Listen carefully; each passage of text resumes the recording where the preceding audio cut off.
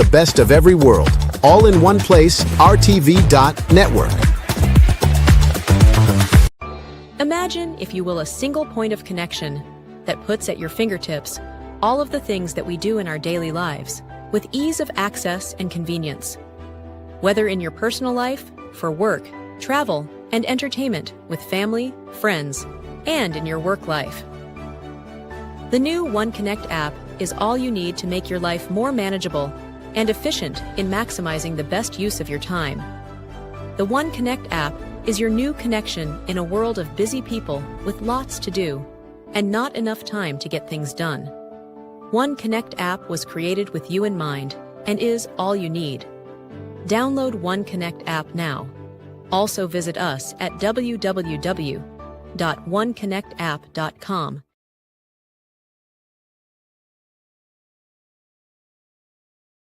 TravelShare.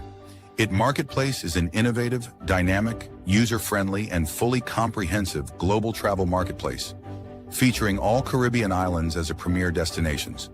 TravelShare.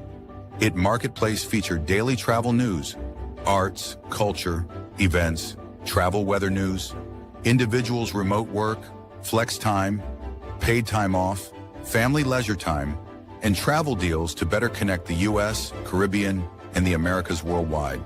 So no matter where you want to travel in the world for work or leisure, working remotely or on vacation by yourself, with friends or family, whether by air or sea, TravelShare. It Marketplace makes it easy to get you to your destination. Book now at www.travelshareit.com.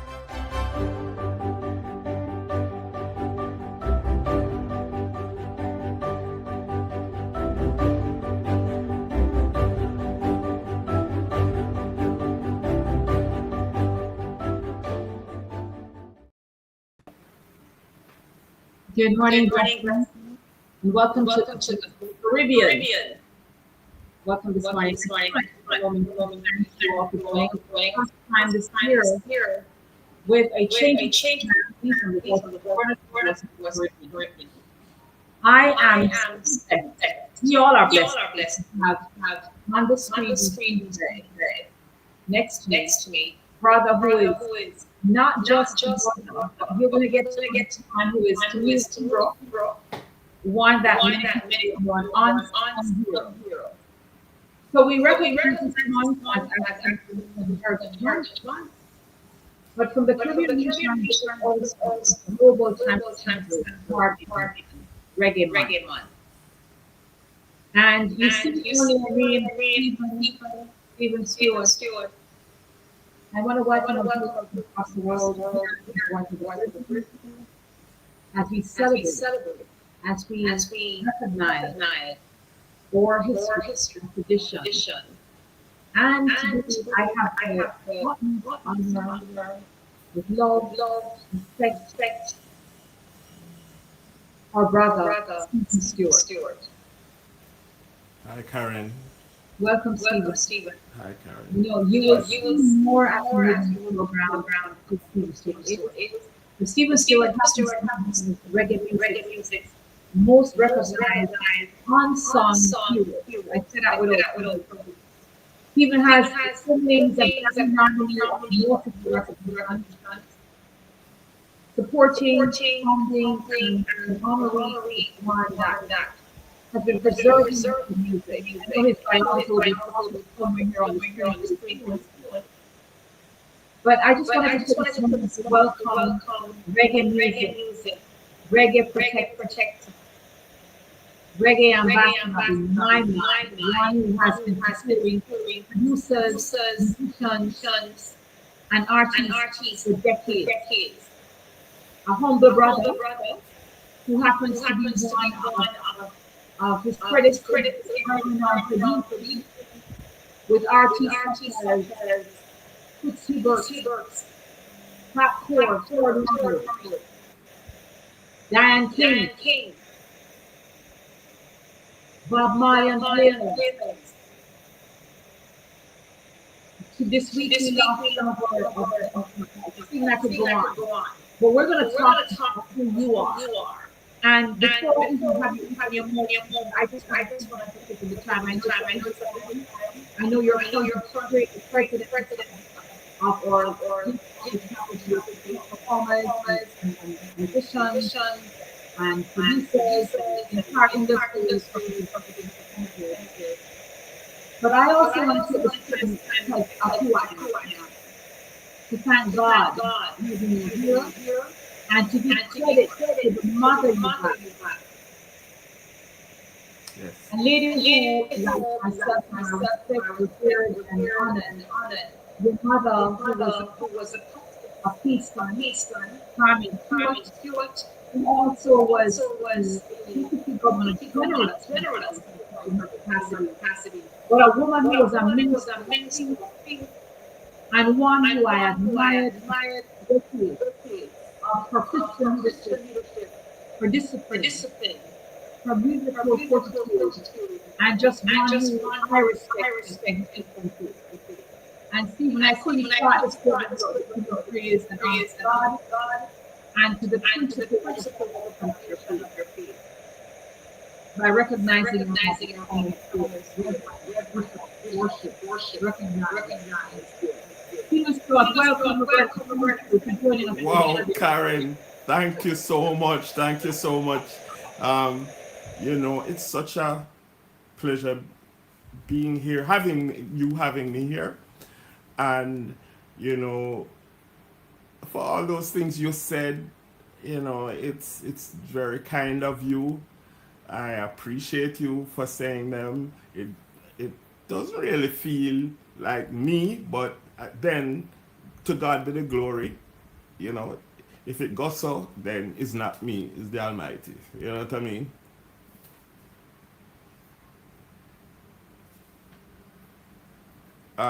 I'm not. I don't know. I lost you. I'm not hearing you so well. I hope you're hearing me. I'm hearing you now. Yeah. I wanted to say that the humility of who you are you are who you are. Folks don't know Stephen's behind the music. Behind the music, multiple Grammy nominations, and we know as we just went to the Grammy Award, it is the epitome of your musical people who participate in history arrived at your merit. Stephen, I wanted to just ask you where you started. When did you become in music?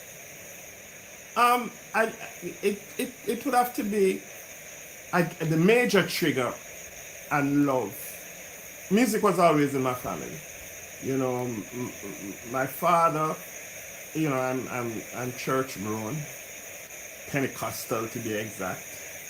I had a very, that Christian home bringing, have to be at church every Sunday morning and weeknight sometimes. And so we had that upbringing. My father, who was a pastor, he died, many years ago. He would be in the back under a tree with his fedora and playing a trombone or a guitar or a double bass. So he had his musical skills. My mother also had her thing. She played the piano and she sang a bit. And so between that and church, then to top it all, I had a grandmother, Lena Robinson, who played the piano quite well. She was, fluent. She became a prominent piano teacher. So she would have me also try to practice the piano, but somehow I wasn't getting the scales right and so on. So she would have a pencil that she would point to the music notes. But when I missed, I got clink on my finger. So whenever it's time for music lessons with my grandmother, I ran away. I kind of disappeared. But the real thing is that I attended Excelsior, the great Excelsior High School in Kingston, and they had this very big music program, formally, but also informally. What happened is that at lunchtime, everybody would gather in the music room, and there would be a piano there, and the guys there would play. And I mean guys, I mean prominent guys. Like at the time, Tota Harvey from the band Inner Circle would be there. You have Bobla. He would be with Lloyd Parks, with the people, and played for Dennis Brown, prolific keyboard player. You had Wire for Bob Marley, going to extension school, and all these. This was the atmosphere at school.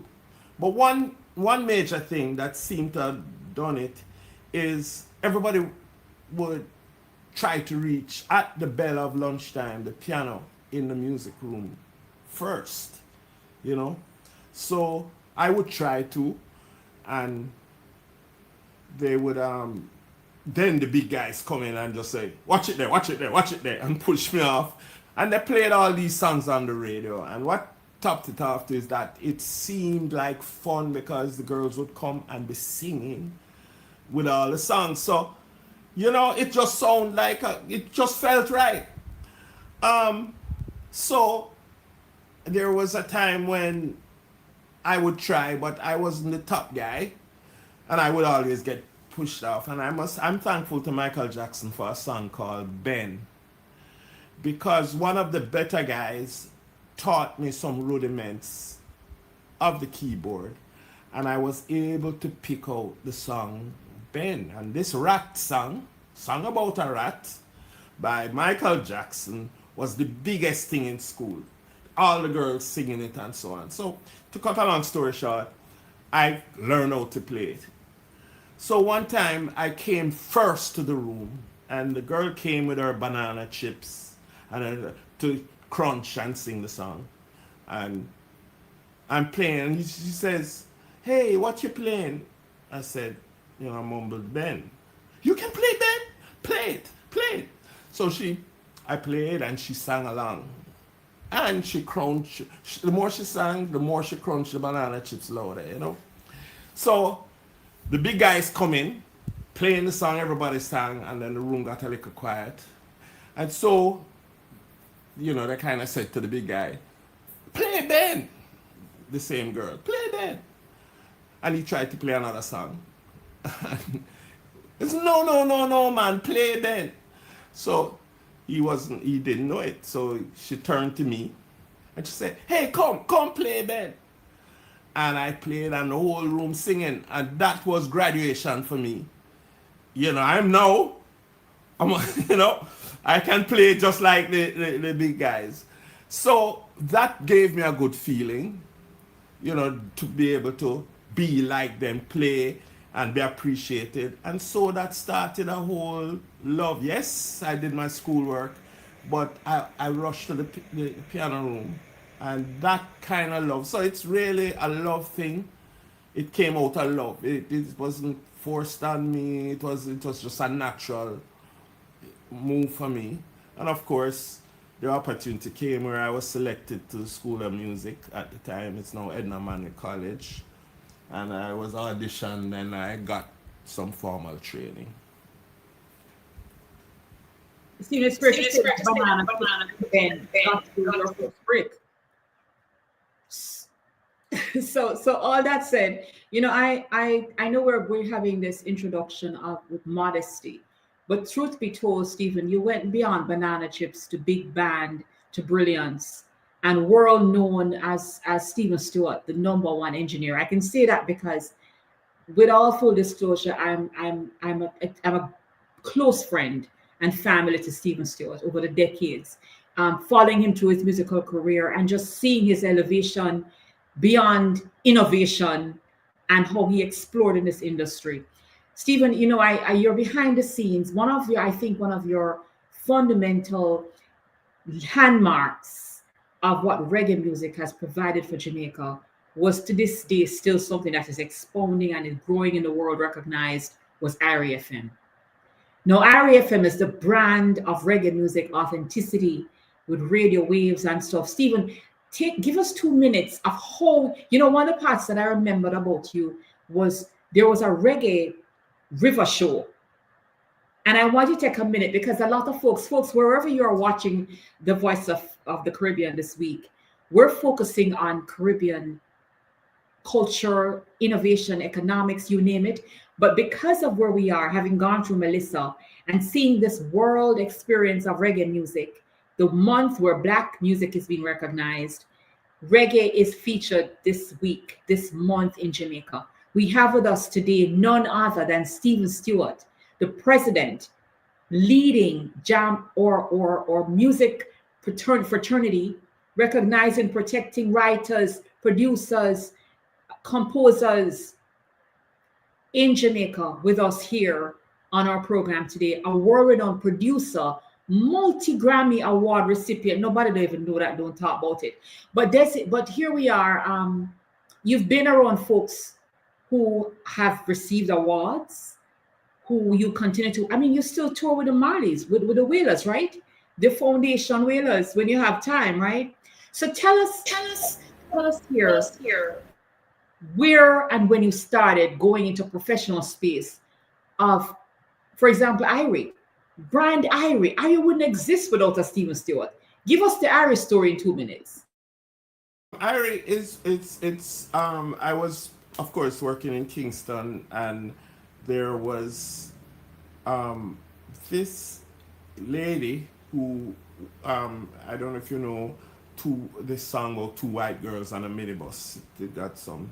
And so she was in the studio, and she came to Kingston to work in one of the studios I was working at. And they said, boy, you know, they just built a brand new studio, and I'd love if you could come and also work with us there. So I went, and I was working in what was called Grove Recording Studio. And out of that recording studio, the owner came up, interestingly, Bob Clark, who just passed, came to that owner, Carl Young, and said, you know, the national radio station is divesting and so on, and they're allowing license for this area, which was the North Coast. And why don't you get it? Well, Carl Young said, let me think about it there. And he has this kind of nonchalant way. Next thing you know, he gets back to Bob Clark and said, get all the forms them, I will do it. He was successful. The government gave him a license. And we were contemplating, you know, what the license should, what the call sign should be. You know, should we call it North Coast Farm Radio? All kind of different suggestions. Well, Carl Young said, not a fabric. You know, fabric is our swear words. No, sir, not a cloth, whatever. He said, I want to call it Irie.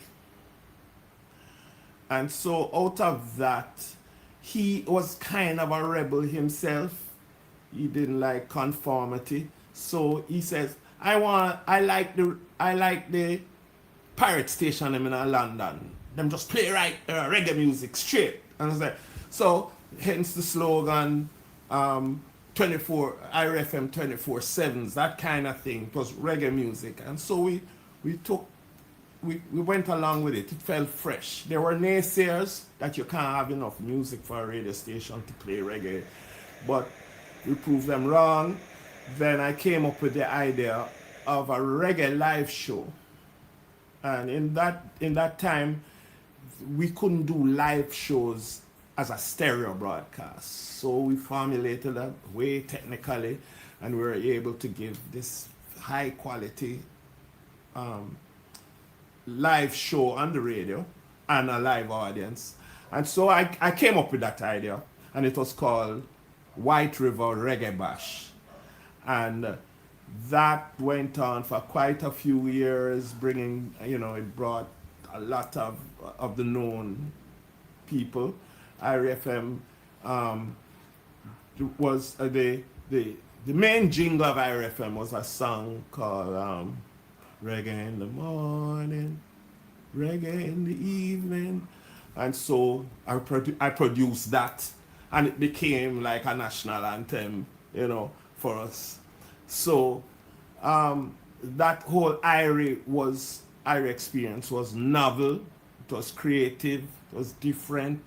We had about 10 shows a year. We try to place it on all the national holidays, whether it's National Heroes Day or a Easter Monday, or we try to put it where people would want to come out, and for years it was very successful. The truth Go is, ahead. is that it's still to this day one of the founding reggae remnants. The memory of Irie is still there. So we could continue this conversation for almost 2 hours, but today we have an hour to put this together, just to show the world who you really are. Stephen Stewart, tell us which of the collaborations gave you your Grammys.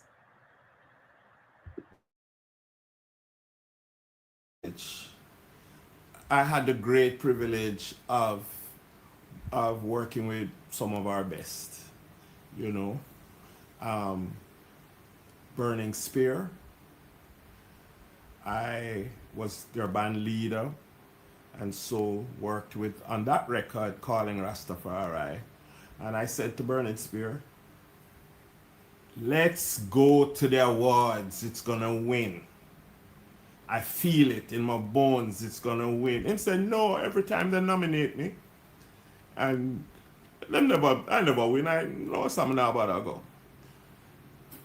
Calling Rastafari won, and he made this dinner and he said, boy, Stewie, you're right, we should let it go. So I had the privilege with Burning Spear. Then around that time, Toots would come to Grove Studio for me to work with him. We had a connection and we would produce songs together and so on.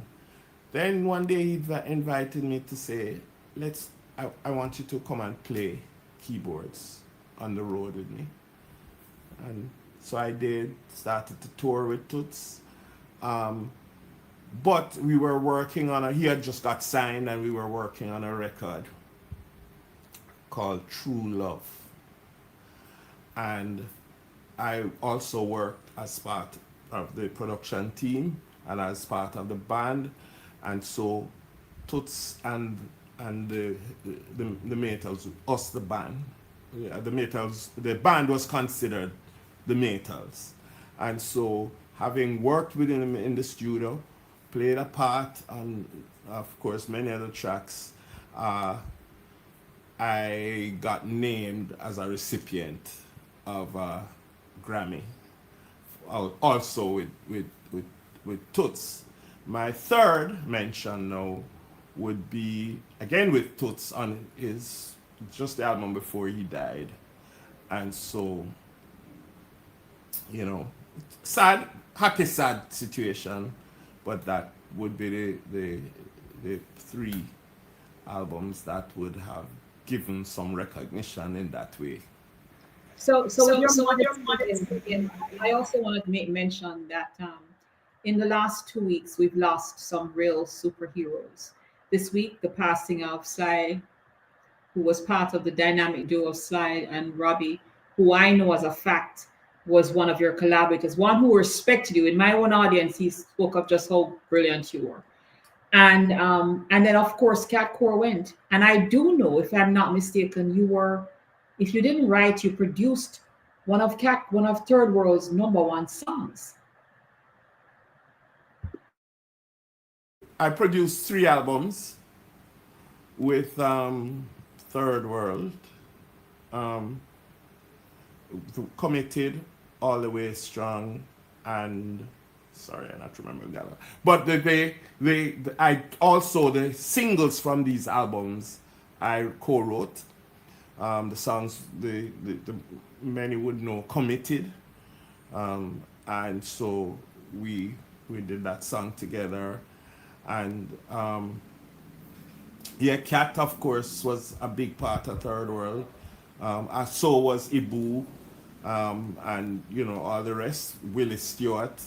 A lot of my writing collaboration was with Willie Stewart, who was the drummer. And so, as I said, I can't come and blow my own horn, because this was possible with as your word, collaborations. I worked with these people. I was given a privilege to work with these people. It's not like it's all about, it's really a collaboration. Sly Dunbar hits me hard, his passing, very hard. We had I think water is coming in my eyes. We would sit down for hours and talk about drums and what drums were played and the size of the drum and so on. I saw where he once said that his best drum sound when he's in the studio or on the road, it would be my working, or mixing and so on. And that coming from Sly is an immense honor, and so yes, I everybody that goes, you feel the hit, but somehow I'm not really able to come to grips with the Sly. It's a big major blow to Jamaica and the music industry with Sly not being around, on this plane. I miss him so much. We're gonna go to break. But I just wanted to come on the back end of this commercial. Stephen Stewart, world-renowned reggae contributor, reggae music.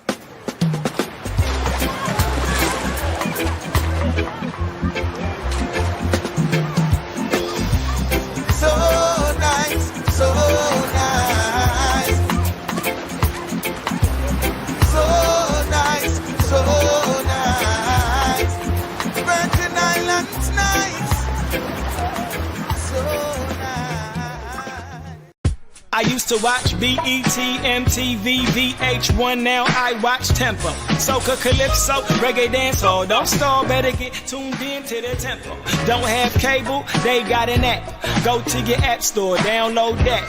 Whether it's tourism, cuisine, or the social scenes, if it ain't Tempo, it's a rap. Who got the Caribbean views? Tempo. Mr. Latest in Caribbean news? Tempo. You tryna cook Caribbean food? Tempo. You know they got the music videos too.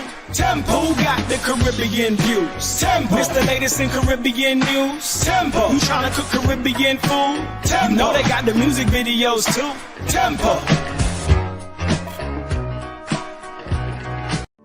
Reimagine a world where the Caribbean is seamlessly connected, where our people, our cultures, and our economies move freely across the islands.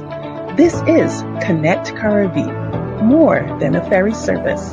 It's the heartbeat of a new era, an era where economic opportunities expand, where trade flows freely across our seas, and cultural exchange flourishes. We are linking businesses, empowering communities, and reigniting the hope for a truly integrated Caribbean. Together, we're shaping a brighter, more unified future for the Caribbean. Connect Caribbean, connecting our islands, our people, our future. Today we're taking a little vacation on the west end of St. Croix, visiting a seaside restaurant called the Beachside Cafe, here at Sandcastles on the Beach. The atmosphere is just wonderful. You just feel very welcome when you're here. Hi!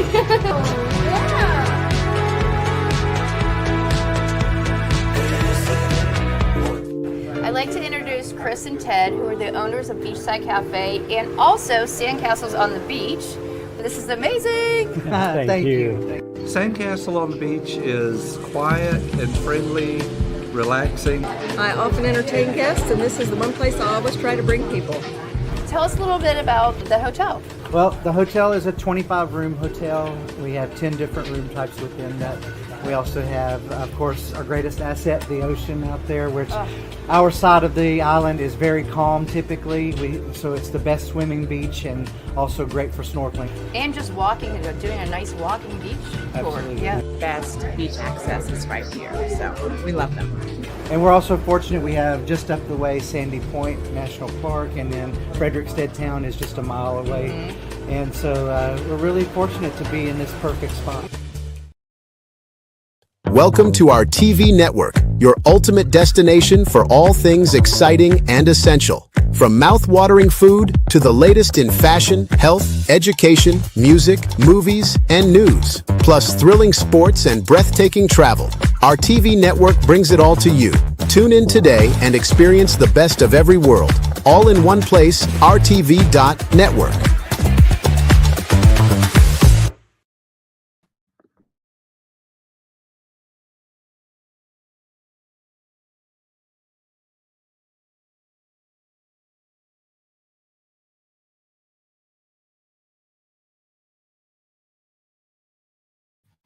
Today we're joined with one of our guests, none other than Stephen Stewart, world-renowned reggae icon, reggae producer, reggae preserver, reggae protector, the current president of JCAP, as well as a founding member of JAR, if I'm not mistaken, as well as one who was a founding member of the Jamaica Federation of Musicians, one who has represented so many reggae bands. Even your days at Tough Gong, Bob Marley's old studio, you don't even talk about those days. You know, Stephen, we have just about half an hour, but I wanted to just focus on not only your humility, but some of the folks you've collaborated with. Even to this day, I know one of the folks who respect, let me be mild in my recognition. You know, there are some folks who still desire to work with Stephen Stewart. One of the folks I know who is back in Jamaica to this day, a world known, one of the top 20 guitarists, who happens to be Jamaican, is Earl Chinna Smith, who was one of Wailer's original guitar players. You know, it is so many people don't realize the value of reggae music and the foundation, the strength, the people behind it. And we're going to be talking more about Stephen. Tell us about your contribution to Tough Gong and where you were back in those days.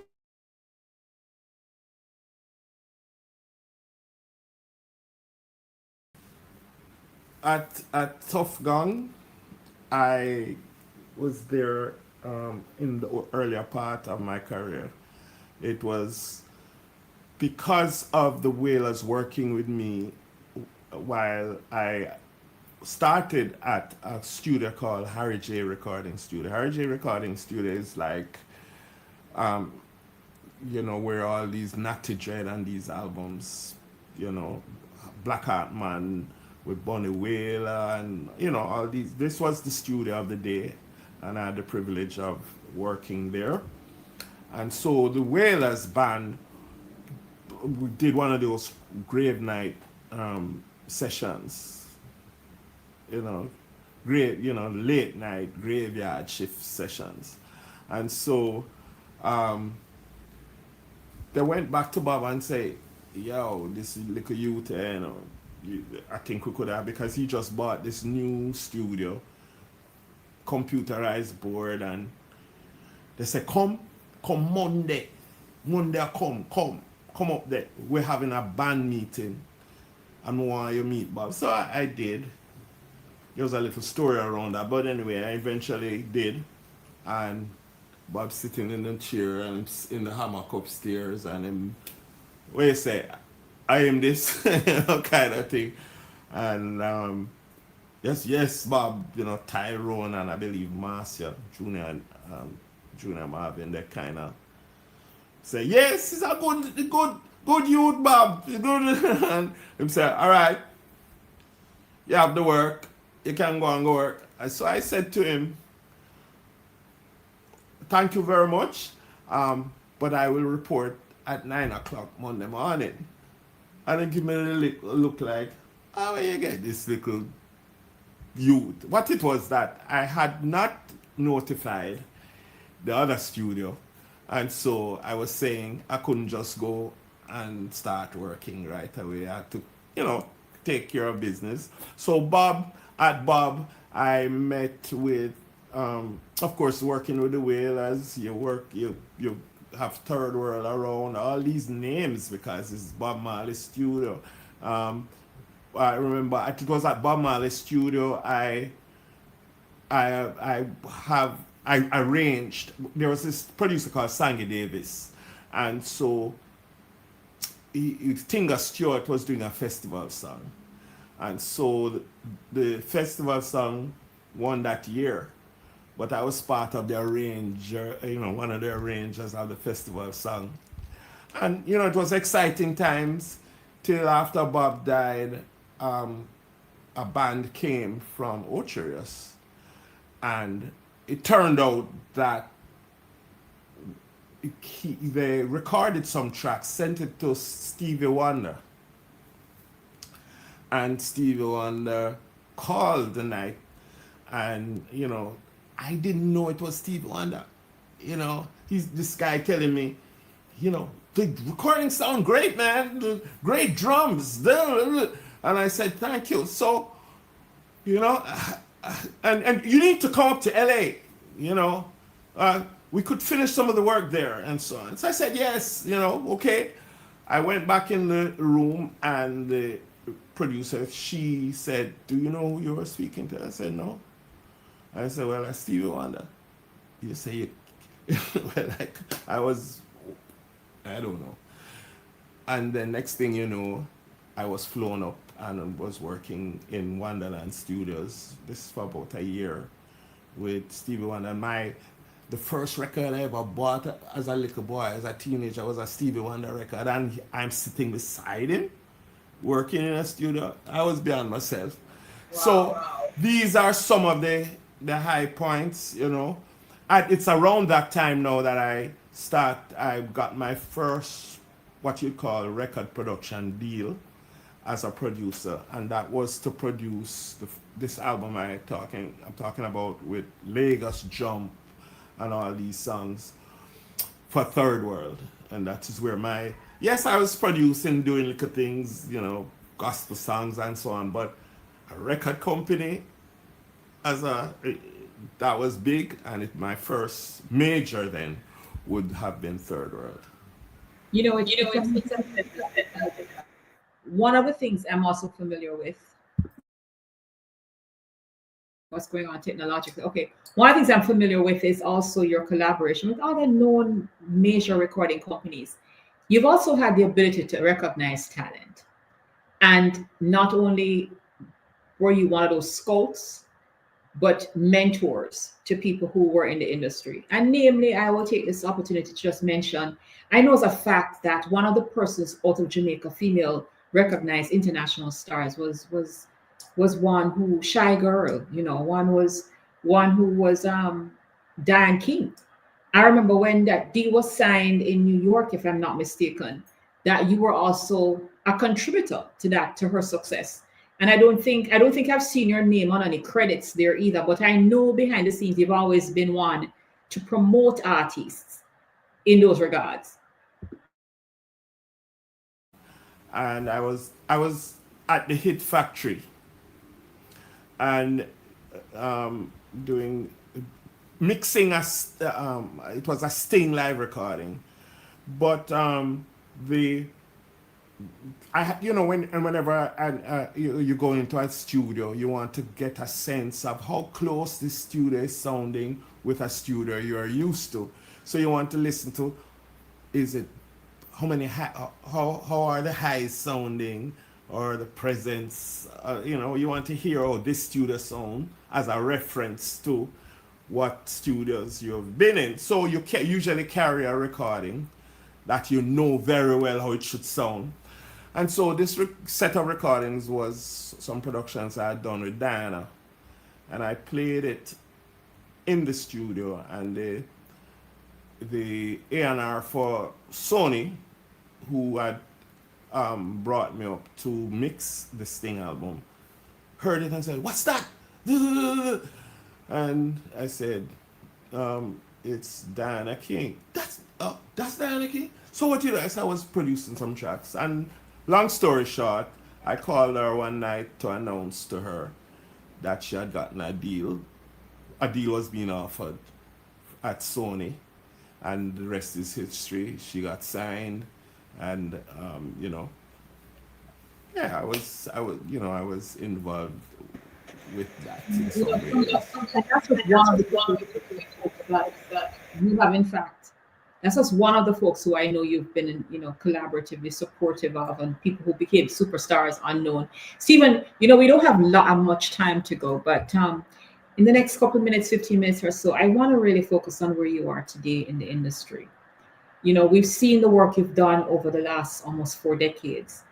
And as I said before, one of the most humble guys you will meet in this world is Stephen Stewart. I know in recent years, in the last 2 decades or 10 years even, you were touring with the original Wheelers in your capacity. I also know that you still steer the JCAP. Who is JCAP? What is your role? It's short for Jamaica Association of Composers, Authors, and Publishers. It's your equivalent to BMI or ASCAP in America or PRS in England. It's really a CMO that collects on behalf of its members royalties whenever performances are done or radio play. So since 2018, I've been the chairman of JCAP. So we are 4,000 members strong, and I think we can comfortably say we are the leading music organization in Jamaica, and we have success as this organization on behalf of our members. So big up to JCAP. I just like to say we're doing the team there, the board. It's a very enthusiastic and vigilant board. We really look after and make sure that we are crossing the dotting the I's and crossing the T's, all on behalf of the association.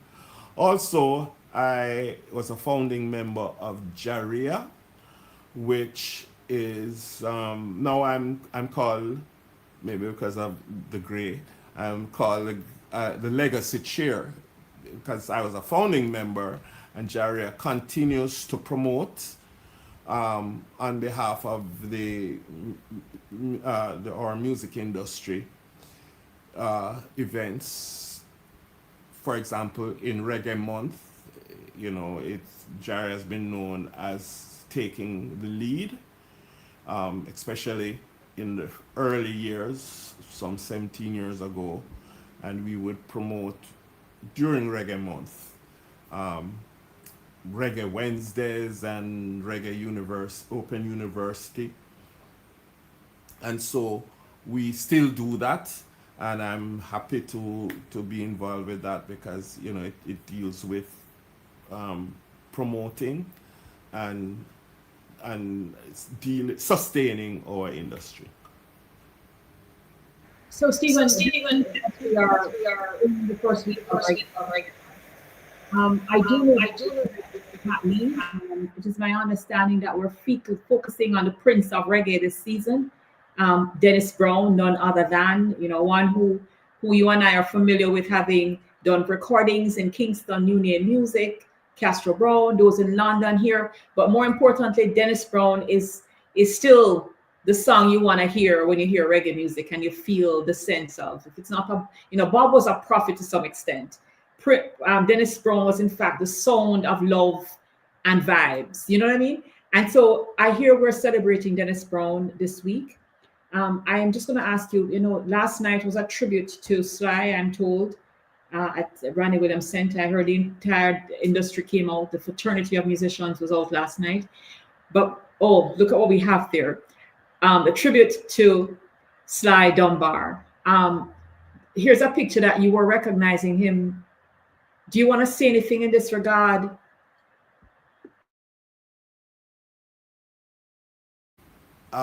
What you call it, graphic biography of an event that happened some years ago. It's called the One Love Peace Concert. And so this French writer did this graphic biography, of the story. Sly played a major role. I was also mentioned in, you know, for my role. It had to be, and I'm in there trying to, at Tough Gang, trying to get some things ready and so on. So what happened is that the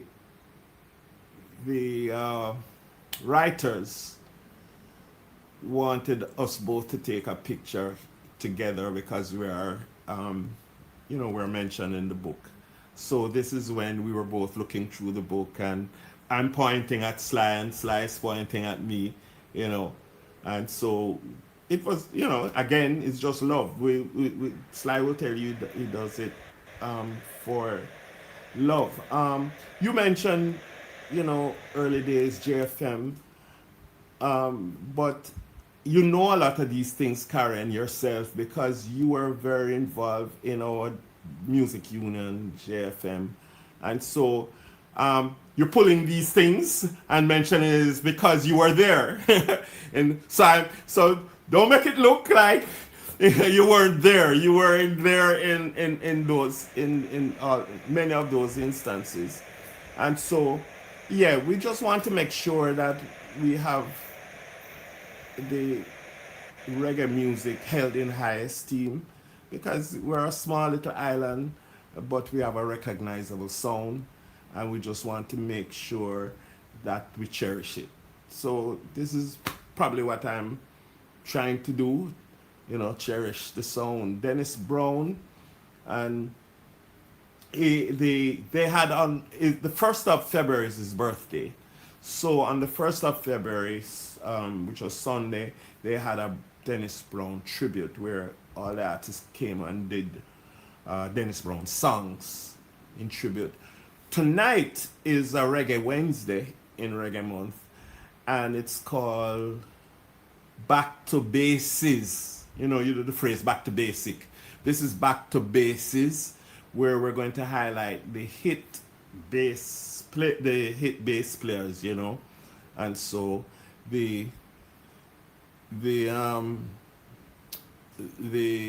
Lloyd Parks and Danny Axman and many of these noted bass players will feature tonight. I hear that it's going to be a bass showdown, like which song you play fun versus which song I did play fun, you know, so it should be a fun night. So did we invite Eric Barnett from Sagittarius Band, because he's still one of the best live performers on bass. Is he going to be a part of this? Off the island, so I'm not sure he'll be able to make it tonight. So you know, I would be remiss if I didn't say that, you know. Stephen Stewart, we celebrate you. We thank you for not only protecting the music industry, protecting the composers, the producers, the performers, the writers, the composers. You have been there as a bedrock, or more so a lighthouse, at Harry J and all the other stations and studios that have had you. Your contribution to media, live performances, compositions, and just good vibes and goodness, and the interest of our performers and musicians who, in all honesty, most of them have been disenfranchised. Because when we used to refer to producers, the truth is they were begrudgers in the industry. And a lot of these people were left without the resources and the sustenance that anywhere else in the world they would have that kind of legacy. And so I commend you and the board and the leaders who are there now in Jamaica, trying to hold on the benefits, the protection, and the revenue that these artists need. Coming out of Melissa, we have about 5 minutes to wind the show down. But coming out of Melissa, I know as a fact too that musicians did not do too well like it was. They had 2 back-to-back hits. COVID shut down, no touring, no performances. Melissa, no performances, lockdown. Stephen, in 1 minute, tell me, how are the Jamaican musicians coping at this point? Well, in some cases, it's good, and some cases not so good. But overall, I know in the case of Jaria and their Reggae Month activities, they are doing a theme, or they have a theme, and the theme is Rhythms of Resilience. And so that would kind of answer your question, how we're looking at it, is that we're sticking to it. We're being resilient. No matter what, we still have to push through. Equipment sometimes got damaged. You know, organizations would have seen to it that some sort of, you know, help. You know, maybe computer blow up, maybe the thing wash out the whole band gear and so on. So there have been situations where I know of that, you know, organizations have been looking to.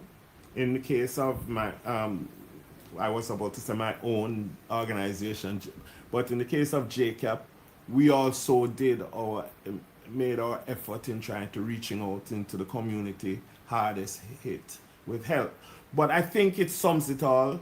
We have to be resilient, and as I said, in our season here at Reggae Month, the theme with Jerry is rhythms of resilience. I don't think because resilience is truly what we are coping with in Jamaica and across the globe at a time like now. Stephen Stewart, my brother, my brethren, my benevolent Christian speaking, God-fearing man, tradition of your mother and your sister Ruth, who happens to have my name, I sent you Swan. It's big time, it's family.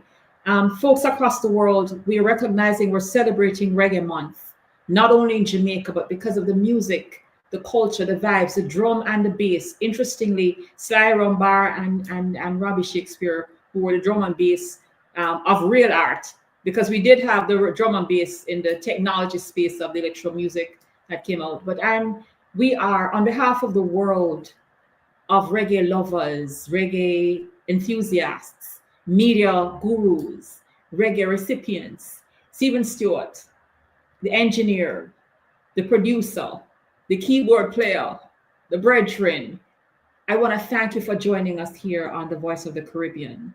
We're going to be focusing on more. And before you go, we just wanted to give you an opportunity to just tell the world what reggae music is. Tell the world what we're going to be doing going forward outside of our resilience. Just tell the world Stephen Stewart is here to do what? I'm here to continue the great tradition set by those who were before me. All the greats. It had to be greatness, you know. And so all those who set the example, I want to honor that, you know. I want to honor the naturalness that reggae music is. You understand? I want to honor the fact that we tapped in to the naturalness and we brought from our natural heritage, the African heritage, this thing where we evolved, we were resilient, and we evolved this sound, you know, reggae music. And so we're thankful. We want to thank everybody. I'm grateful, as I said, to all the people I've been and continue to be associated with. They gave me the opportunity. You know, my family, you know, I have 2 children, my wife. I just want to say, it's not just me. It's all of us. And I moving forward, I just want to make sure that we do what is the right thing, and that is to uphold this beautiful music called reggae music from the island of Jamaica. Thank you so much. Thank you for all you do. We celebrate you, we recognize you, we honor you for the work you've done. And on behalf of all of the reggae lovers across the world and those who love you, respect you, we just want to thank you, big you up, recognize reggae music for what it is, the heartbeat of the people. An island that has just palm trees and breeze a blow, but good vibes, good love, good one time, all of that. Lick about with Talawa, enough love. Stephen Stewart, blessed love. Thank you for joining us on The Voice of the Caribbean. We look forward to doing more collaborations. And Stephen, as a Leo brother, big up the team. Enough love. Thank you so much for joining us. Folks, wherever you are across the globe, we want to recognize Sly Dunbar, a tribute to her brother, There you see a picture of his brother with a tribute to both of them being recognized in this journal. I want to thank you all from across the world today joining us here on the Voice of the Caribbean. Thank you for another week. Thank you for another moment. Thanks to our producers there, Calendar Network, One Love Connect, our Bloomberg affiliates, and to our producers there in the Virgin Islands. Thank you so much for joining us. We look forward to seeing you next week here on the Voice of the Caribbean. God bless. One love. Welcome to our TV network, your ultimate destination for all things exciting and essential. From mouth-watering food to the latest in fashion, health, education, music, movies, and news, plus thrilling sports and breathtaking travel. Our TV network brings it all to you. Tune in today and experience the best of every world, all in one place, RTV.network.